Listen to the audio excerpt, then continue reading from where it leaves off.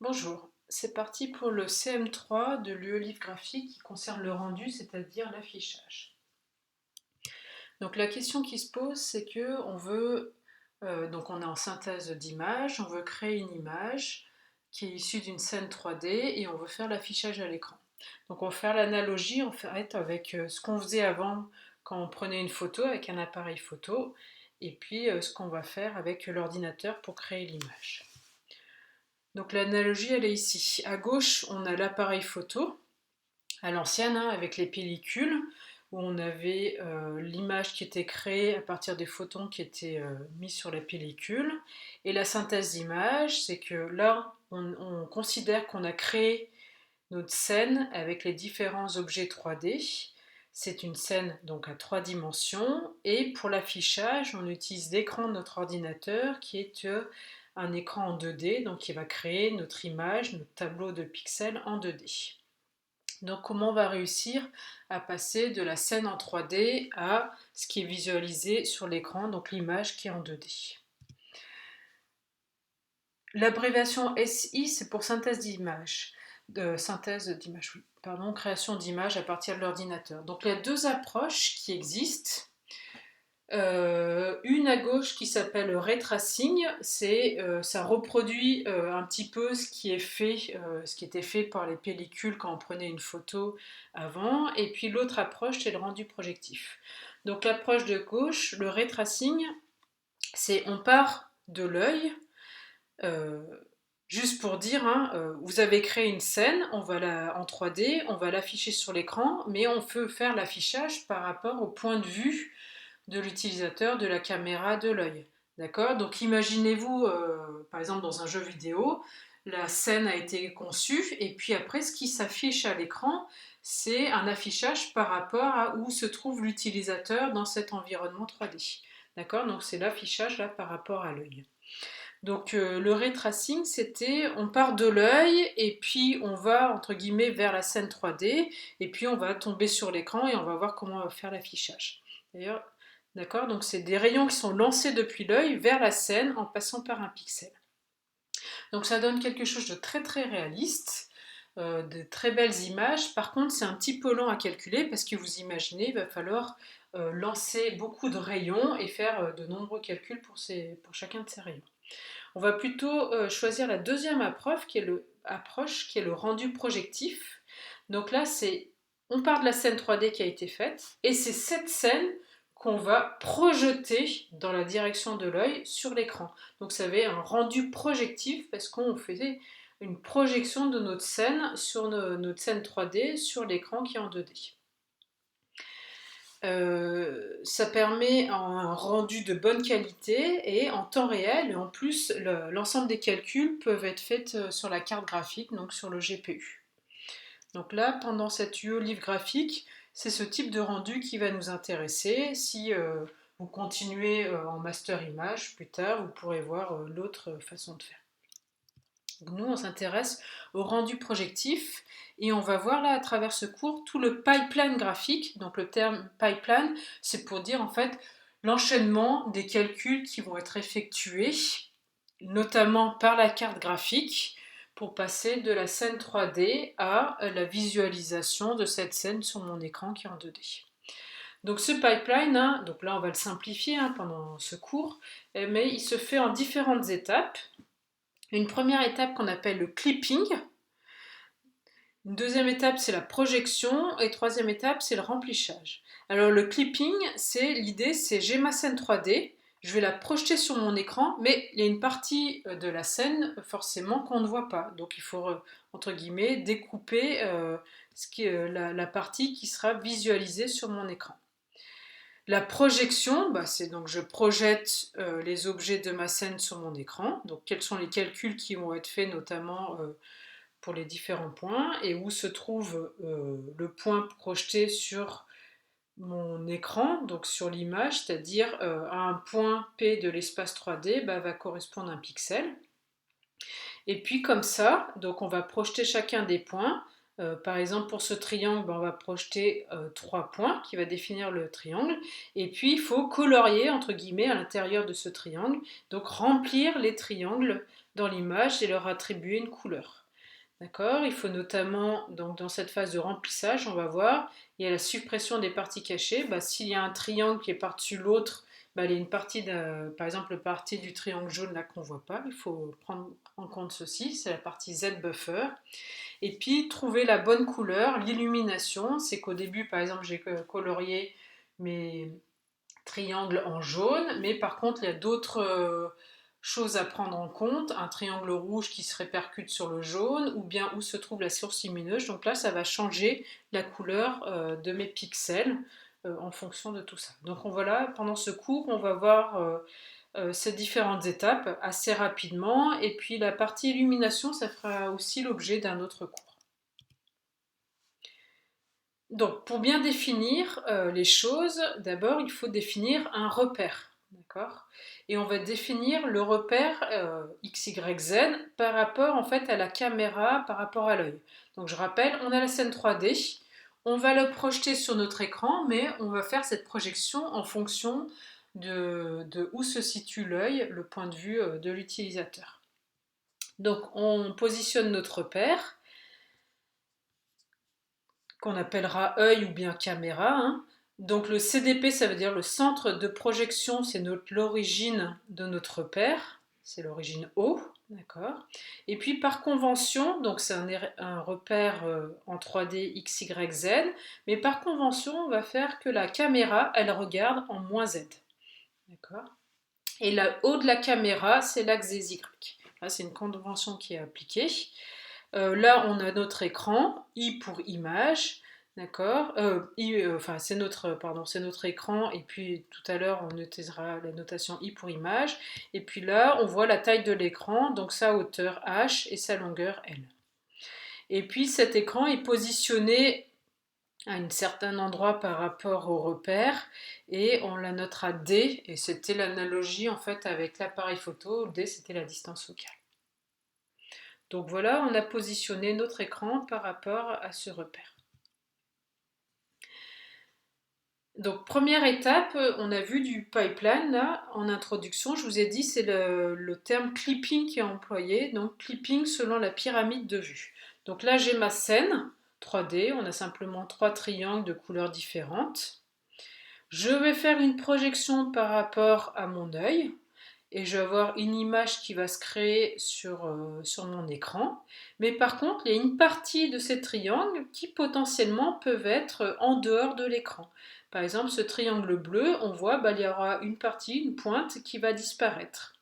Et donc ça veut dire qu'il va falloir reconstruire là, ce nouveau polygone pour créer cette nouvelle forme.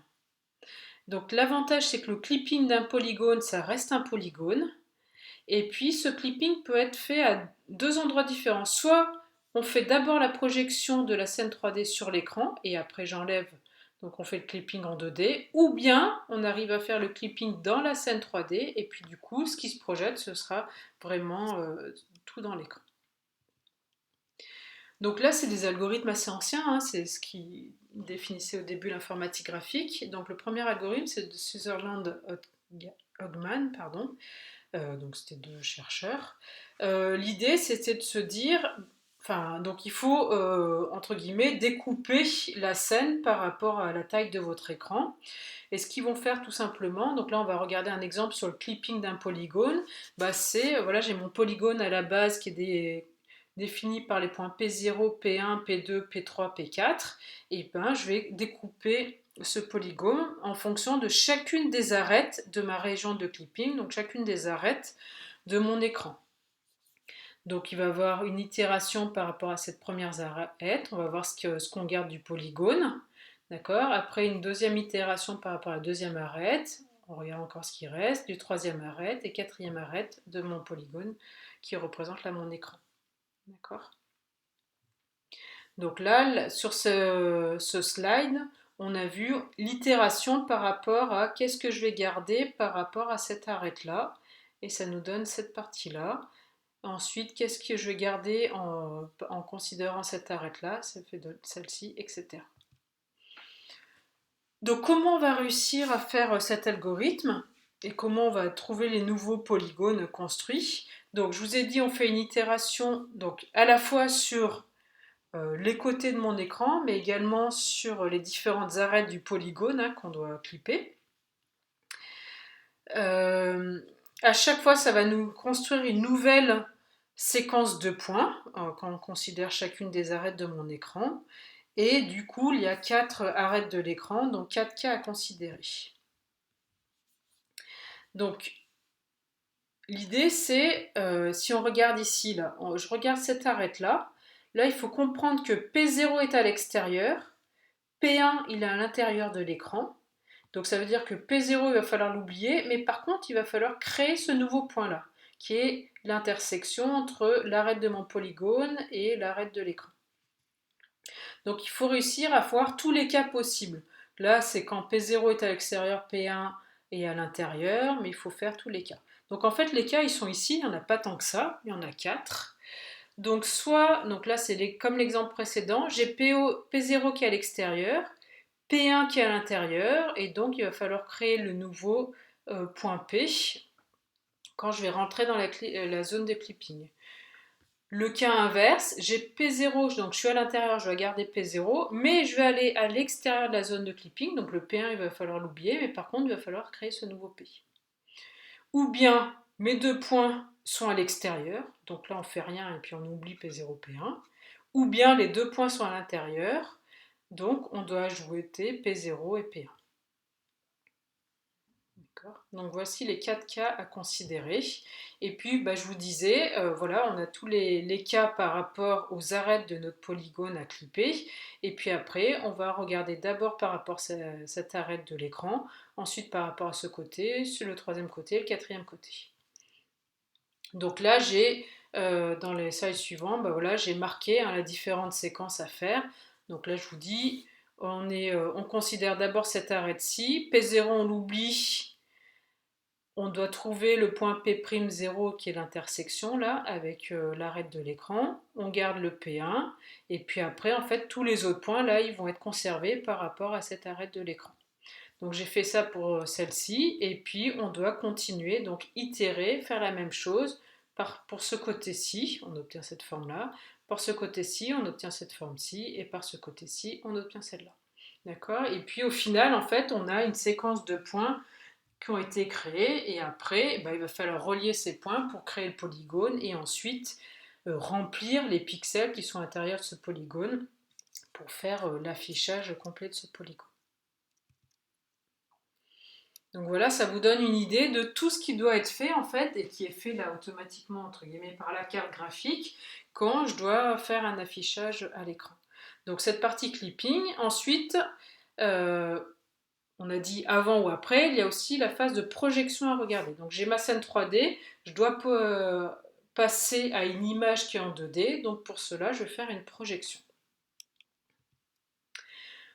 La projection la plus simple, hein, on se dit je veux passer de 3D à 2D, pourquoi pas, entre guillemets, oublier la composante Z. Donc ça veut dire que j'ai un point P, je le projette, ça me donne mon point P'. Au début j'avais les coordonnées X, Y, Z, si j'oublie le Z, ça me fait X, Y. Donc ça c'est ce qu'on appelle la projection parallèle. D'accord. Et donc, projection parallèle sur le plan Z égale à 0, et la direction de projection, donc c'est 0, 0, 1. Cette projection, elle est très simple, hein, mais ça manque de réalisme. Et par exemple, là, les 3 images en dessous, c'est impossible de le faire avec ce type de projection. On ne peut pas faire en sorte que des lignes parallèles, finalement, même si elles sont parallèles, on a l'impression, là, par exemple, les rails de train, qu'elles vont se réunir, s'intersecter à l'infini. D'accord? Donc, ce n'est pas ce type de projection qu'on va vouloir faire, mais c'est plutôt une projection en perspective que vous avez sans doute déjà vue. Donc je me remets avec le repère que j'avais défini tout à l'heure par rapport à la caméra. Donc là j'ai ma scène 3D qui est ici. Et le but du jeu c'est de projeter dans la direction de l'œil, d'accord? Donc par rapport à ce centre de projection. Donc je vais projeter les points de mon triangle jaune sur l'écran, là par rapport à ce centre de projection, c'est-à-dire par rapport à la position de la caméra.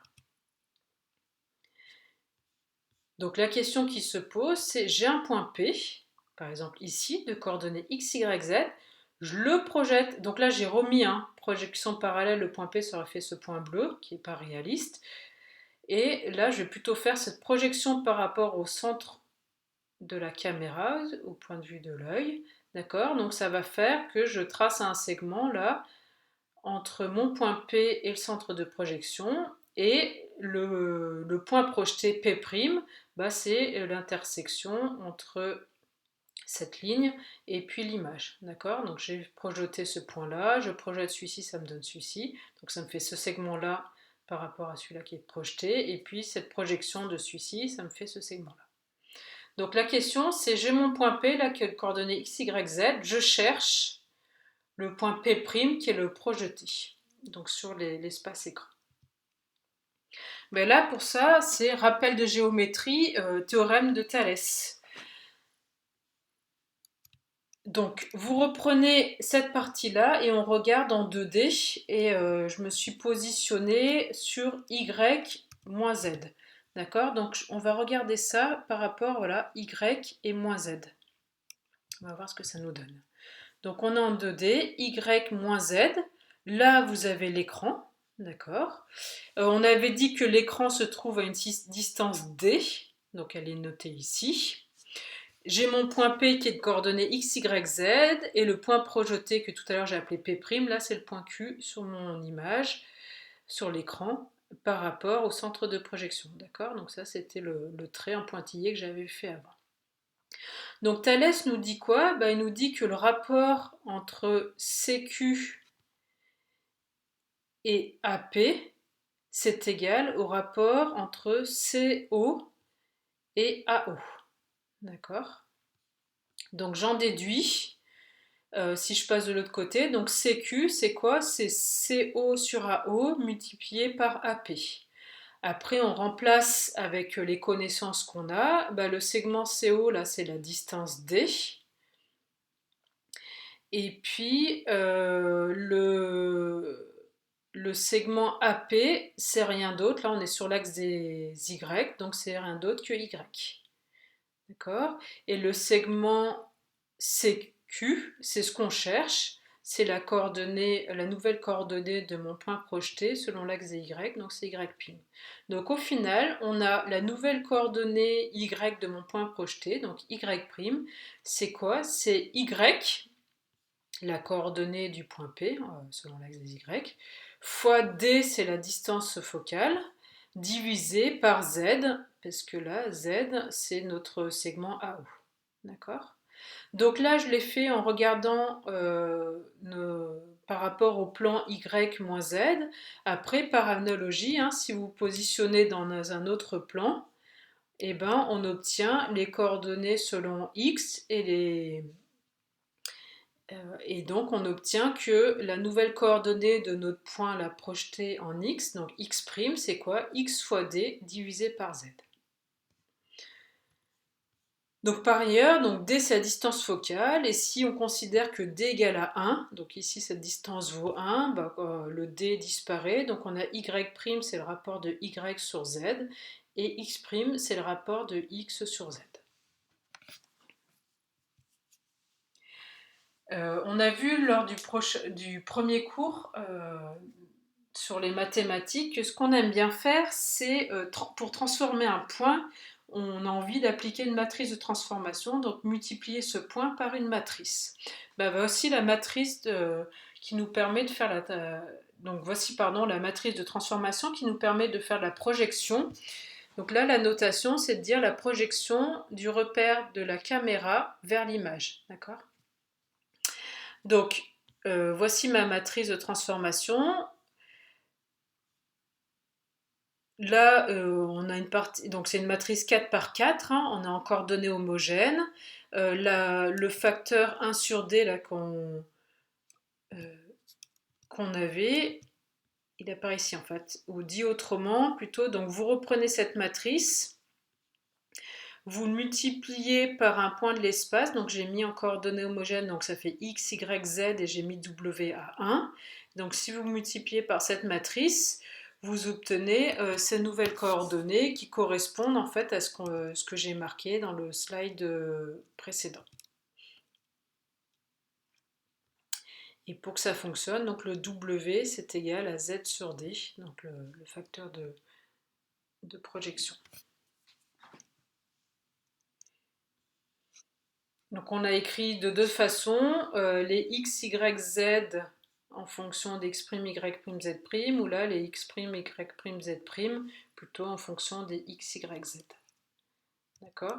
Et puis bah là ce que j'avais écrit, hein, c'était par rapport à x', y'. Donc on trouve plutôt là x', y'. Donc ça nous fait les formules qu'on a trouvées précédemment qui sont ici. Et le Z', hein, c'est le D, d'accord? Donc il est positionné là, l'écran en D. Donc c'est pour ça que pour le Z', vous avez égal à D. Donc voilà la matrice de projection qui nous permet de passer de la caméra, donc le monde 3D, vers l'image. Par contre, parfois, l'espace de la caméra, justement l'espace monde, n'est pas forcément le même. D'accord? C'est-à-dire que je peux définir ma scène par rapport à un certain repère, qui est le repère du monde, et ma caméra, elle peut ne pas être positionnée sur ce même repère. D'accord? Donc juste avant, là, j'avais en gros considéré, si je me remets ici, que ça, ce repère, c'était le même repère que le monde, mais là je veux pouvoir le mettre ailleurs. Donc c'est-à-dire que jusqu'à présent j'avais le centre de projection, c'était l'origine, et je vous avais dit la caméra regarde vers moins Z, l'autre caméra c'est Y, mais je veux que ça soit n'importe où. Donc là, je mets en bleu, là c'est le repère de mon monde, en X, Y, Z avec l'origine. Donc j'ai créé ma scène par rapport à ce repère-là. Et maintenant je dis je positionne ma caméra ici de manière générale. D'accord? Et puis, mon écran est positionné ici. Donc du coup, le centre de projection, là, n'est plus l'origine de mon repère. Donc, ça nous fait juste des nouvelles notations pour l'instant. Donc, j'ai marqué, donc le centre de projection, c'est plus l'origine hein, du monde. La direction de vue, tout à l'heure, c'était moins Z, bah là, on l'appelle N. La direction du haut de la caméra, tout à l'heure c'était Y, bah là on met U pour up, en haut de la caméra. Et puis je fais le produit vectoriel de ces deux vecteurs, ça me donne un troisième vecteur qui est perpendiculaire pour former un repère orthonormé. L'écran est toujours positionné à la distance D, qui est la distance focale, et mon image est toujours de largeur L et de hauteur H. Et la taille de l'image, hein, tout à l'heure je ne l'avais pas dite, mais donc c'est un tableau 2D, M fois N pixels. D'accord? Donc ce qu'il faut bien comprendre, c'est que j'ai le repère monde et repère de la caméra, il peut être positionné ailleurs. Donc là c'est la même, c'est la visualisation en coupe du slide précédent. Donc toujours mon plan image qui est positionné à une distance D par rapport au centre de projection, etc. Et là, la vue depuis la caméra, donc c'est selon hein, comment vous préférez voir les choses. C'est la même chose. Donc ce qu'il faut bien comprendre, c'est qu'au final, on a plusieurs repères, on parle aussi d'espaces différents. Repère monde, repère de la caméra, repère de l'image. Donc, je crée une scène en 3D par rapport à un certain repère et qu'on appelle ça le repère du monde.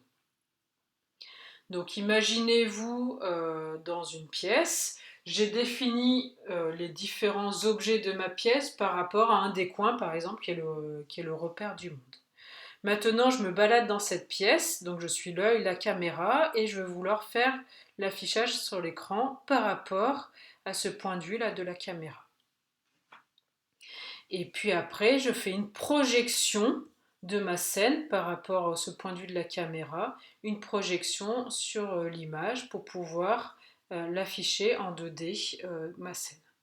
Donc le repère de monde, les points sont décrits dans l'espace monde, c'est notamment là qu'on va positionner la caméra, les lumières hein, pour faire l'illumination.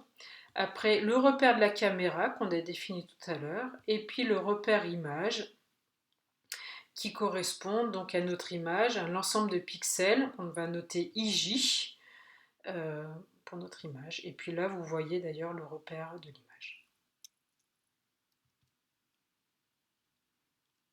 Donc pour résumer, parce que c'est vraiment très important, donc plusieurs espaces, plusieurs repères, je vous ai dit monde, caméra et image. Et puis, donc comment va se faire la projection de la scène 3D vers l'image? Ça se fait en deux étapes, pardon. Donc tout d'abord, on a défini la scène 3D, et donc tous les points de la scène 3D vont être ramenés dans le repère de la caméra, c'est-à-dire que j'ai d'abord un point P qui a été défini par rapport au repère du monde, un certain X, Y, Z par rapport au repère du monde. Maintenant, il faut que je regarde ces coordonnées par rapport à un autre repère, qui est le repère de la caméra. Et après, je vais faire la projection de ces points qui sont définis donc dans le repère de la caméra vers le repère de l'image. Et donc pour cela, on va utiliser des matrices de passage pour passer d'un repère à l'autre. D'accord? Donc, imaginez là que je dessine un cube. Je vais le dessiner voilà, avec un des points qui est centré sur l'origine. Donc par rapport au repère du monde, là, si j'imaginais un point P ici, il serait de coordonnées 0, 0, 0. Ensuite, maintenant, je veux avoir ces coordonnées par rapport à ce repère de la caméra. Donc c'est plus du tout 0, 0, 0. Je sais pas, ça serait 10, etc. Enfin voilà, ça va changer de coordonnées par rapport à ce repère-là. Mais j'ai toujours en 3D. Et après, je vais faire la projection pour pour afficher dans un pixel de l'image, quoi. Donc on va avoir deux matrices de passage. La matrice qui passe du monde vers la caméra. Donc il fait passer, par exemple, un point du repère M vers le repère C. Et après, la matrice qui fait passer de la caméra vers l'image. Donc il fait passer un point du repère C vers le repère de l'image. Donc pour résumer, j'ai la scène 3D, multiplication des coordonnées des points de cette scène par la matrice de transformation monde vers caméra. Du coup, j'ai la valeur de chacun de ces points dans le repère de la caméra. Et je multiplie maintenant par la matrice qui fait passer de la caméra vers l'image. Et j'ai la définition donc, de ces points dans le repère image. Donc différents espaces, pour résumer. L'espace objet, c'est l'espace du modèle 3D lui-même. En fait, vous créez un cube, vous avez défini ce cube par rapport au repère de l'objet. Après, ce cube, vous le mettez dans le monde, donc dans l'espace monde. Donc ça permet de positionner les différents objets les uns par rapport aux autres, positionner la lumière, la caméra. Ensuite, on va regarder par rapport au point de vue de l'observateur. Donc on va se mettre ces coordonnées de l'espace monde dans l'espace caméra. Et puis après, je fais la projection là pour avoir les points projetés sur l'écran. Donc une illustration là, que j'avais trouvée dans un livre d'informatique graphique qui résume les choses. On a un cube, on l'a créé par rapport à un repère de l'objet. Après ce cube, je vais le mettre dans une scène où il y a plusieurs objets, donc dans l'espace monde, d'accord? Donc c'est un autre repère. Ensuite, cette scène, je vais la regarder par rapport à un certain positionnement donc, de l'utilisateur de la caméra de l'œil. D'accord? Donc ça va faire transformer ça dans l'espace caméra œil.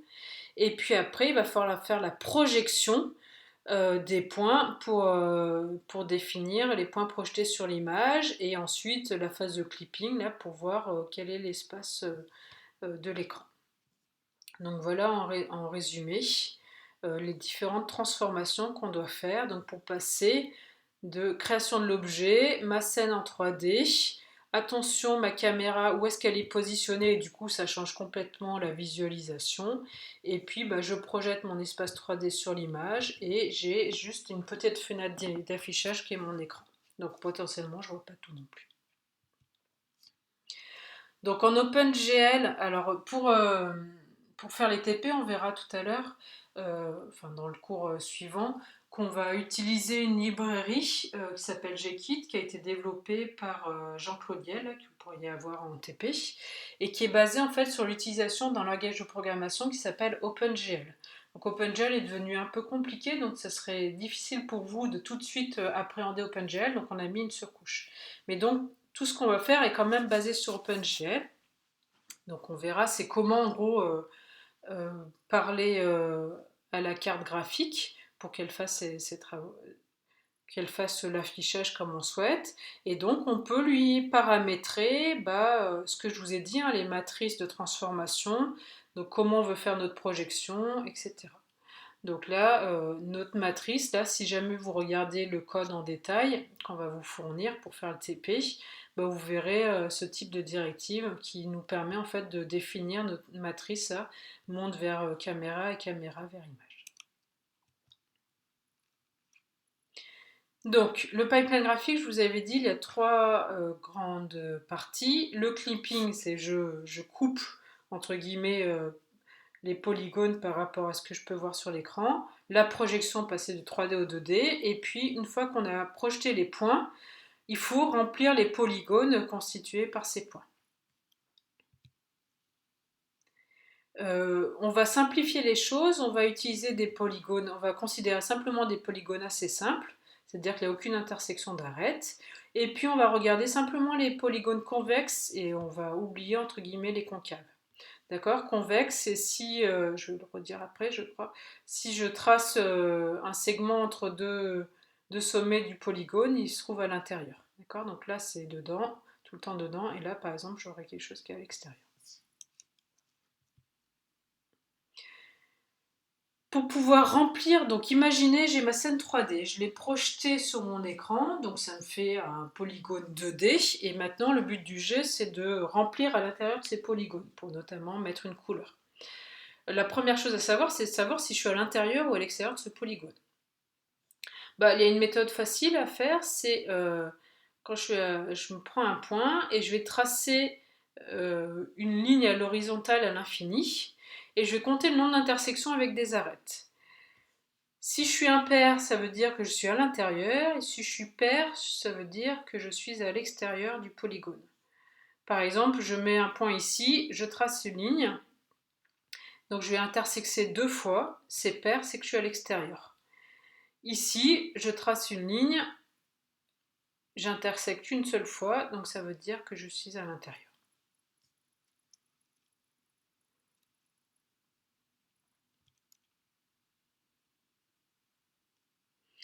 Donc c'est une méthode simple, mais vous imaginez bien que si on doit faire ça pour chacun des points, ça va être un petit peu fastidieux, un peu lent. Donc on ne va pas faire ça pour chacun des pixels de l'image. D'accord? Il y avait d'autres, donc ça c'était on va dire la méthode historique. Après il y a eu d'autres avantages, mais ça va pas le faire. Donc un autre algorithme qui a été conçu, c'est l'algorithme de Skyline, qui va nous permettre de calculer. Donc voilà, on a notre polygone qui est ici, et puis je vais essayer de trouver les segments horizontaux qui sont à l'intérieur du polygone. D'accord? On va regarder pour cela, ligne par ligne, ce qui se passe.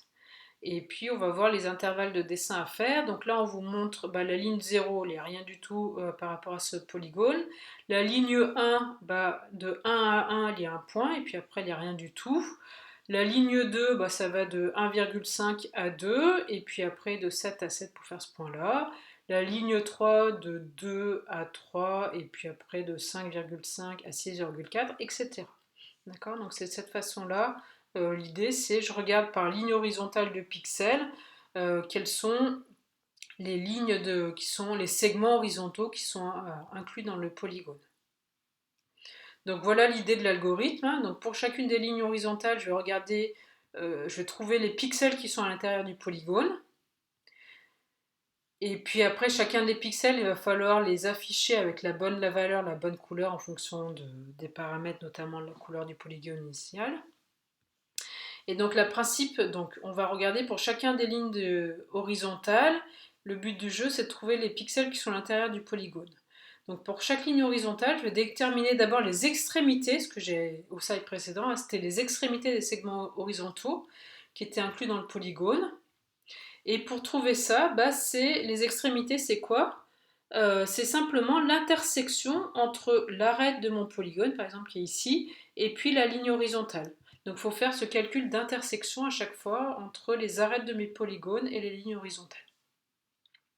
Ensuite, il faut trier les extrémités dans l'ordre croissant pour pouvoir faire l'affichage correctement, dans l'ordre croissant des coordonnées en X. Et puis après, on affiche les pixels qui sont à l'intérieur du polygone entre les paires d'extrémités. Et on peut utiliser la règle de parité vue précédemment là, pour savoir si un pixel est à l'intérieur ou non de la ligne. D'accord? Donc, pour ce polygone-ci, ça nous donne ces intervalles-là. Et puis, si vous voulez voir les détails de l'algorithme, comment on arrive à faire ce calcul d'intersection, ça sera en bonus à la fin de ce cours. Vous verrez des slides qui vont détailler comment j'arrive à trouver ces différents intervalles qui sont marqués.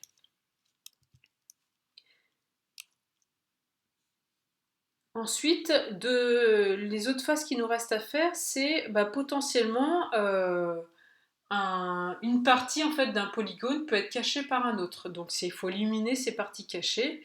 Et puis après, il faut trouver la bonne couleur pour faire l'affichage de ces pixels. Donc les pixels, quelle couleur ils vont apparaître. Donc élimination des parties cachées. Donc voilà une illustration. Donc imaginez que vous avez créé votre scène avec 1, 2, 3, donc 4 éléments, un cube, une sphère, un cône et un tore. Donc là, c'est le premier affichage où on voit tous les sommets qui sont affichés. On avait vu ça dans le cours d'introduction. Mais par contre, en fait, c'est pas normal. C'est parce qu'il y a, par exemple, les faces arrière de ce cube, elles n'ont pas à être visualisées. Donc il faut trouver quelles sont les parties qui ne doivent pas être visualisées quand je vais faire l'affichage pour plus de réalisme. Donc je reprends mon cube et puis c'est pareil, selon le point de vue où se trouve l'œil, la caméra, est-ce que je dois faire ce type d'affichage là ou celui-ci ou bien d'autres. Donc il faut trouver quelles sont les parties visibles par rapport au point de vue d'utilisateur et celles qui sont invisibles, qui sont cachées. Donc un algorithme tout simple, c'est d'éliminer tous les polygones qui ne sont pas tournés vers la caméra. Donc pour faire ça, donc là j'ai mis un polygone, j'ai affiché un polygone, voilà le point de vue. Et puis je veux savoir là, c'est que ces parties-là, je veux essayer de trouver que ces parties-là, elles sont visibles par rapport à l'œil qui est ici, là aussi, et que ces parties-là sont cachées. Et ce qu'on va faire, en fait, on va faire simplement un produit scalaire entre, vous imaginez les vecteurs normaux à mes surfaces, donc orthogonales à mes surfaces qui apparaissent ici, vous pouvez imaginer ici, avec le segment que je vais faire entre l'œil et puis la face. Donc produit scalaire entre la normale à la surface et puis le vecteur qui part du point de vue de l'œil vers le sommet qui m'intéresse. Et si ce produit scalaire est négatif, on va garder le polygone, ça va nous dire que en fait ce polygone il est visible, donc j'ai un angle obtus entre les deux, et si ce produit scalaire est positif, je ne vais pas le garder, c'est que j'ai un angle aigu entre les deux.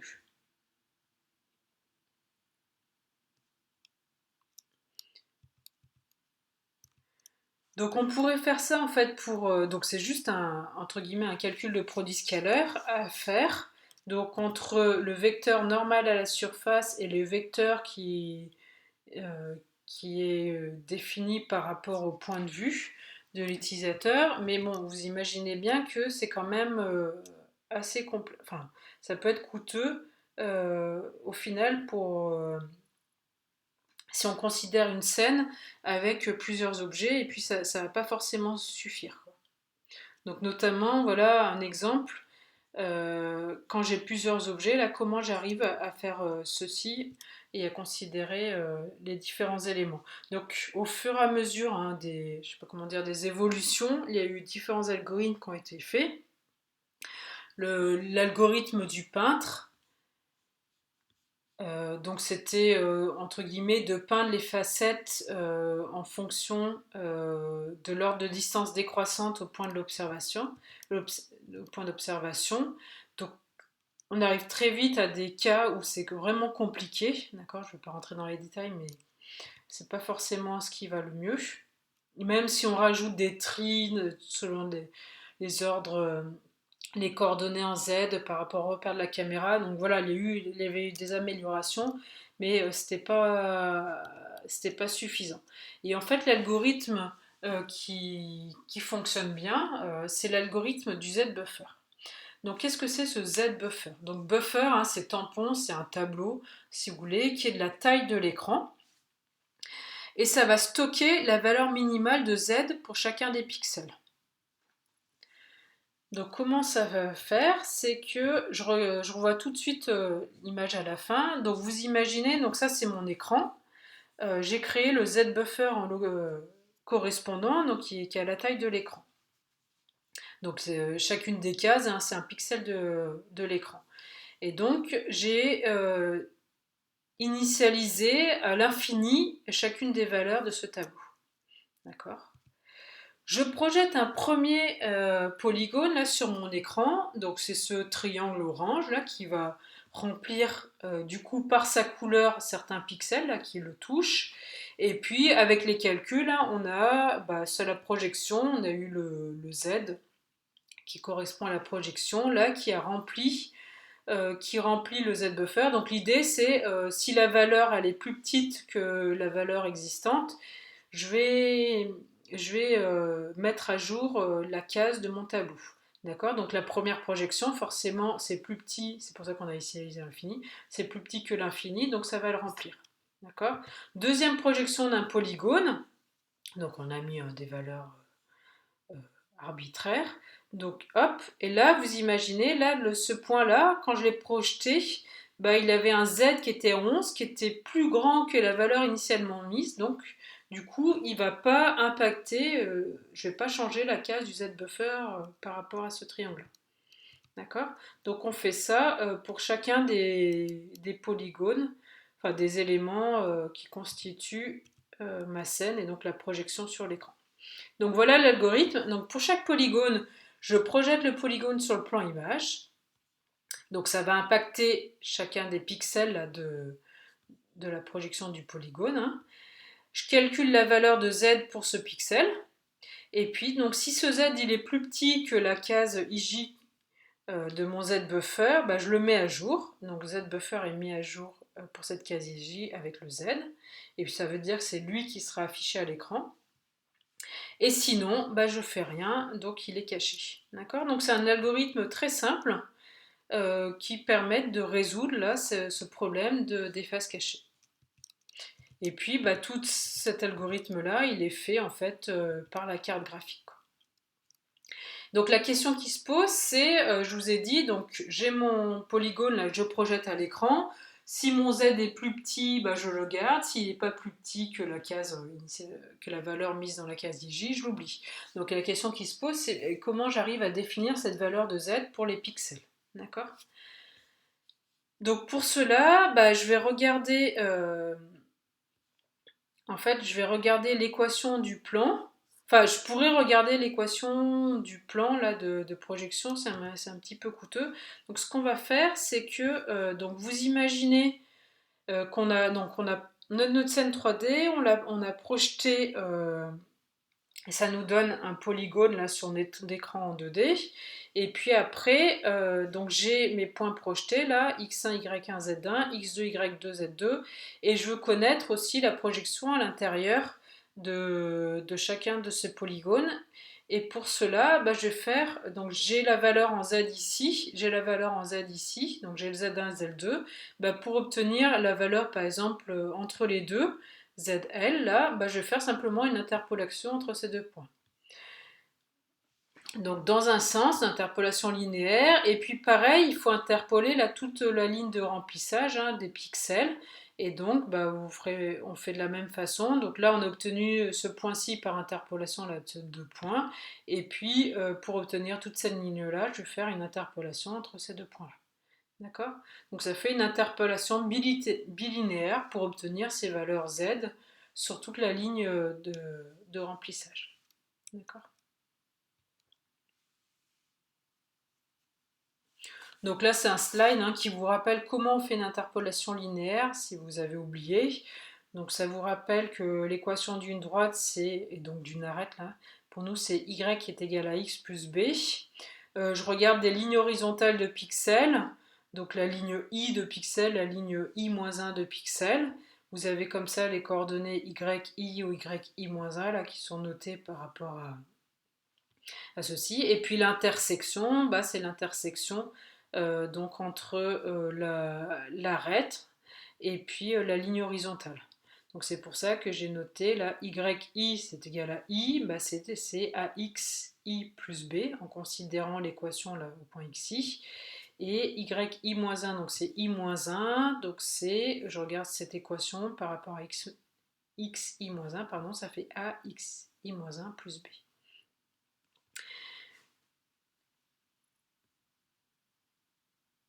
Et puis, si je note A, la pente de la droite, donc j'ai remarqué ici sa formulation, donc du coup on a xi, c'est égal à xi-1 plus 1 sur A. D'accord? Donc c'est la question, c'est par exemple, je connais cette valeur-là, comment je passe à cette valeur-là en x par rapport à la pente de la droite.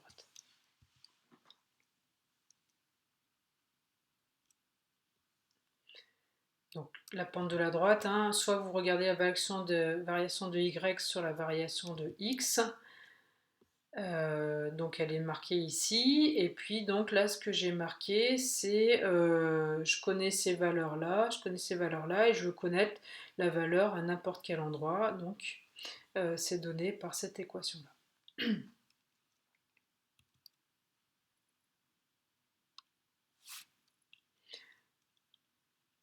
Donc on fait une interpolation dans un sens, et puis je vous ai dit dans l'autre sens pour faire l'interpolation bilinéaire. Donc là, j'ai remarqué hein, les équations, enfin toutes les formulations qu'il y a pour faire ces interpolations bilinéaires. Donc tout cet algorithme hein, et puis ces calculs, en fait, c'est fait. Euh, alors au début, hein, c'était coûteux en mémoire parce qu'entre guillemets, on le faisait à la main, mais tout ça maintenant est fait sur la carte graphique qui nous permet d'avoir des bons résultats et c'est ce qu'on utilise en fait en pratique. Donc je vous ai dit en TP on va utiliser, un peu caché, mais le langage OpenGL. Et puis on verra hein, que parfois dans OpenGL il faut activer, désactiver des états. Donc pour lui dire bah tiens je veux activer le fait de considérer les parties cachées, donc ça sera, donc je vous en parlerai après, mais les directives OpenGL commencent par GL, enable pour activer quelque chose, et là c'est le test de profondeur, donc ça nous fait cette syntaxe-là que vous pourrez regarder hein, dans les fichiers qu'on va vous donner pour le TP, ça va apparaître.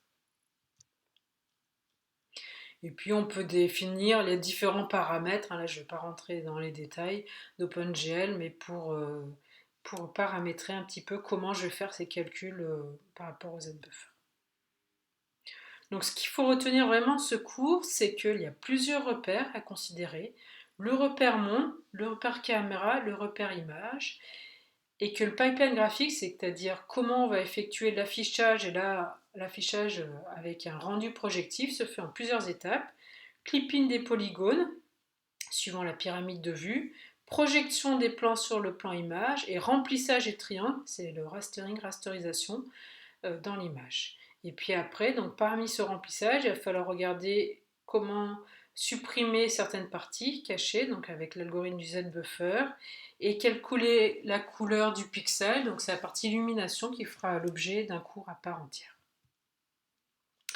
Donc en bonus, ça, je ne vais pas les commenter, mais il y a différents slides qui restent, notamment là pour les plus de détails hein, sur des algorithmes où je suis passé vite pour faire les différents calculs, là, notamment de remplissage des algorithmes où je ne vais pas vous poser de questions dessus.